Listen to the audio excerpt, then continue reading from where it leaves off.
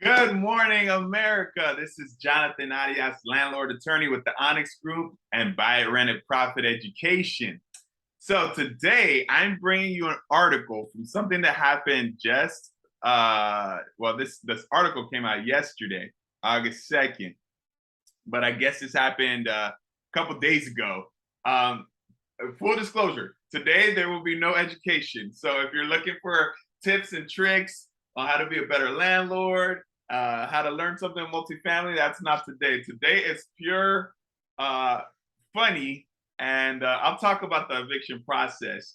But apparently, what happened here is in Pasco County, so that's like up West Coast, North Florida.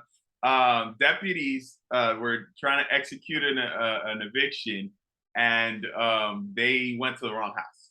So I'm going to read this article in Newsweek, and then the homeowner actually posted 2 TikToks. So we'll go through those together.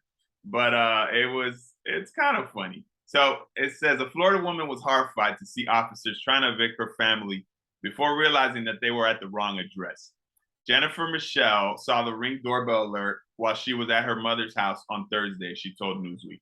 Using Ring's video feature, the shocked resident saw 2 Pasco County Sheriff's Office deputies and a leasing company employee drilling through the lock on her front door in Land O'Lakes, Florida. Michelle said she lives with her husband, daughter, and 3 dogs in the home where they pay a mortgage, not rent. She posted a security footage of her face-off with the sheriff's deputies on TikTok, swiftly racking up 6.3 million views. It wasn't really a face-off, but whatever, sensationalism. Hello, what are you doing? She asked through the Ring camera. We're here to finalize the eviction, one of the men answered. What eviction? Michelle demanded. The deputies replied that an eviction for her house was posted a week earlier. Frantic, Michelle said, I'm caught up on my bills. My dogs are inside there. She later repeated, I'm caught up on my bills. Nobody has served me an eviction notice. What is going on? After asking for her name, a deputy walked away and returned to apologize. We do apologize. We have the wrong house, he said. It's the next door neighbors, he added. He added that they would repair the lock. Michelle was deeply shaken at first, questioning what might have happened if she did not have a Ring system or did not check the camera. That's, valid point. Who knows? I could have been out of town and they could have cleared out my house and then they could have gotten rid of all my stuff, she said in a follow-up video. My dogs were inside. So what if they cleared out all my stuff? And then most likely they would have taken my dogs to animal control. However, the resident told Newsweek that after her initial shock, she could now laugh about it. They went to the correct house and immediately fixed my lock, she said. Deputies bought me lunch. Invitation Homes sent me a gift card. So that's nice. A spokesperson for the Pasco County Sheriff's Office told Newsweek, we're investigating how this error occurred. Once the error was realized, deputies immediately worked to correct it.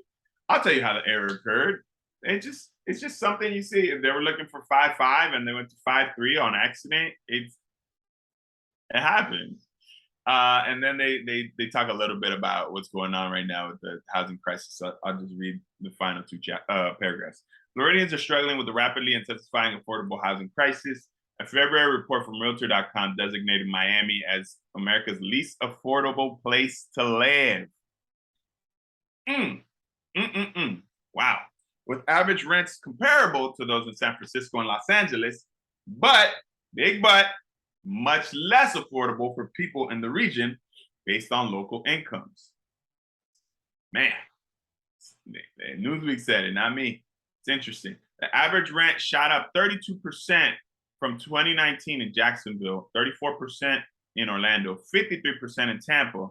One of our offices is there, and 61% in Miami. Holy smokes. Eviction defense attorneys with legal services of Greater Miami told WFOR last month that they were maxed out on eviction cases amid unprecedented demand, saying it is almost impossible for people to access legal help with evictions during the current crisis.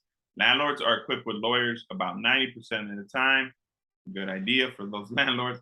While tenants have legal help in only 2% of cases, said the attorney. All right, so that's that. Now let's watch this how this went down.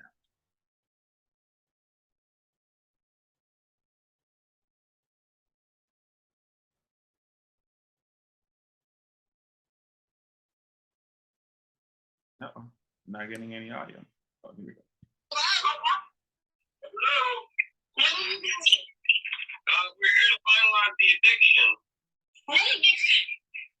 It was posted a week ago. It was posted last week. Yes, ma'am. What is your name? Jennifer. What's your last name, Jennifer?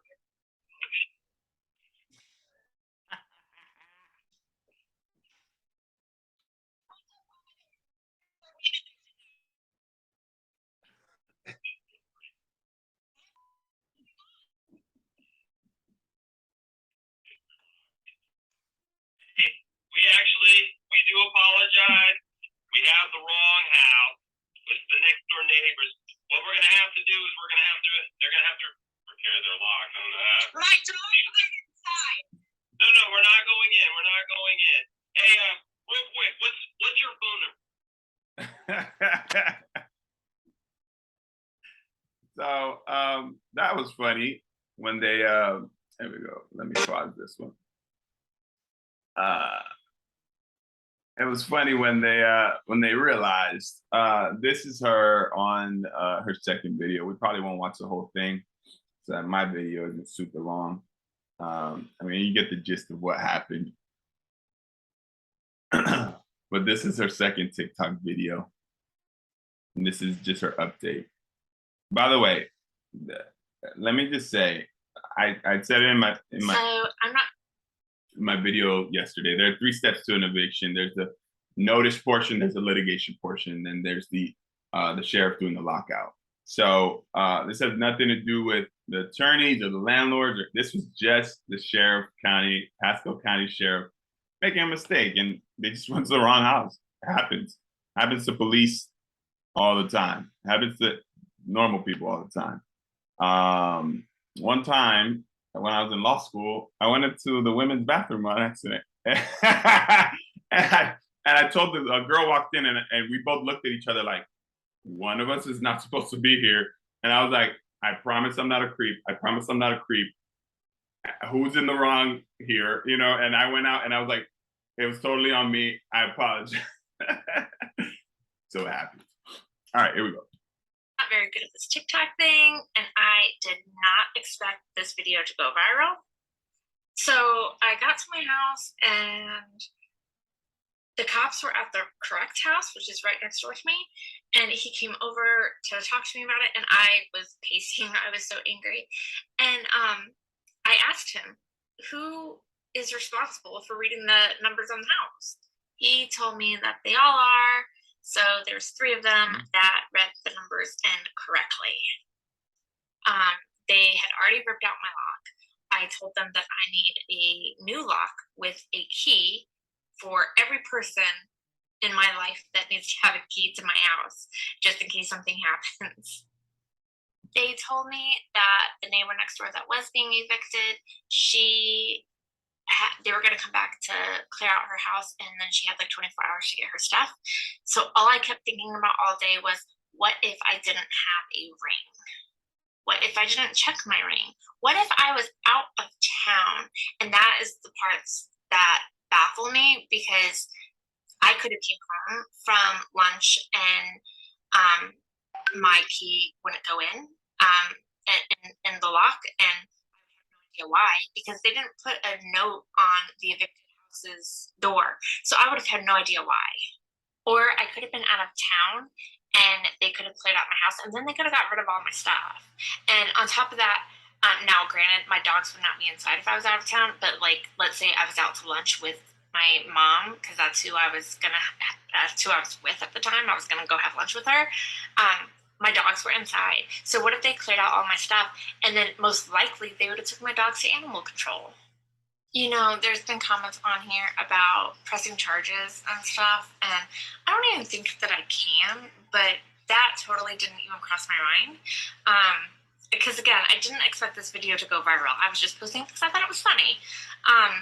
The officers did apologize. They bought me, my mom, and my daughter lunch, which was a very nice gesture. They didn't have to do that.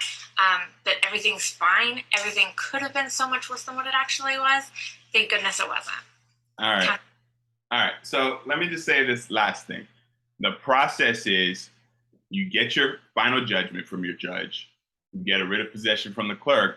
You give that writ of possession to the sheriff.